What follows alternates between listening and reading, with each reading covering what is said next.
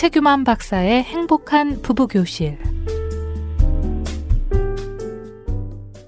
여러분 안녕하십니까? 여러분 가정에 행복을 전달해주는 최규만입니다.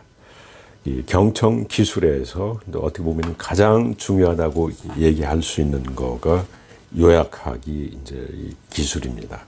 상대방이 나한테 전달하려고 하는 메시지를 내가 이렇게 제대로 이렇게 전달받았는가라는 거를 이렇게 요약해서 이렇게 상대방한테 이렇게 해주면 좋은데, 여러분들이 청소년 자녀들하고 이렇게 대화할 때도 이런 요약의 기술을 이렇게 사용하면은 아주 이렇게 청소년과 관계가 좋아집니다. 예를 들어서 저 같은 경우에 딸하고 이렇게 대화하는데 딸이 저한테 막 여러 가지 막 불평을 하고 그러더라고요.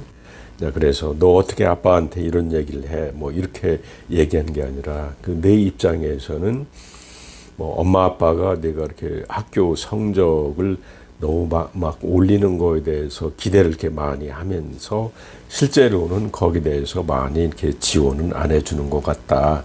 이제 이래서 너는 나름대로 이렇게 서운했다. 이제 이런 얘기지.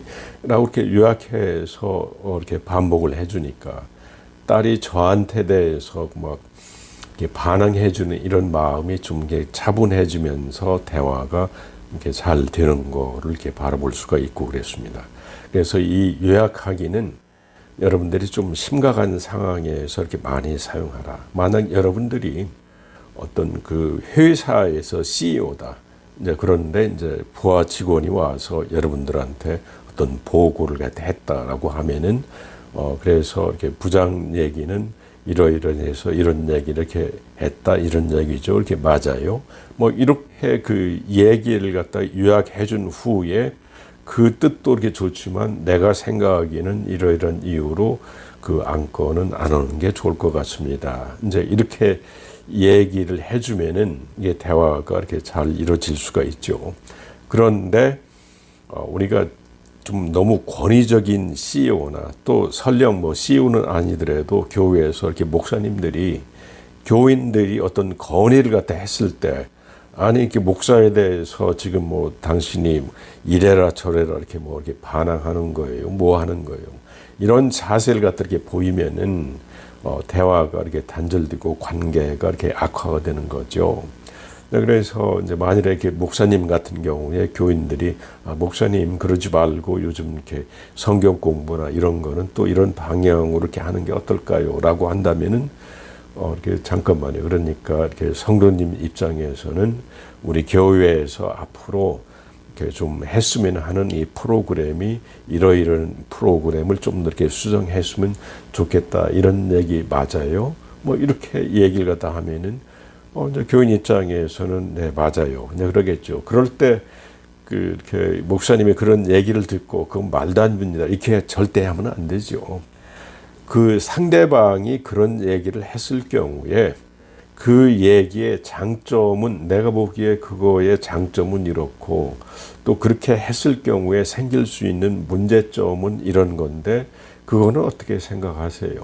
이제 이렇게 질문을 해가면서 성도님들이 가지고 온 생각을 이렇게 설득하고 납득해서 변화시키려고 이렇게 노력하는 게 아니라 목사님의 어떤 권위나 아니면은 CEO의 권위나 부모의 권위 가지고 상대방의 의견을 억압해서 변화시키려고 그렇게 해주는 거.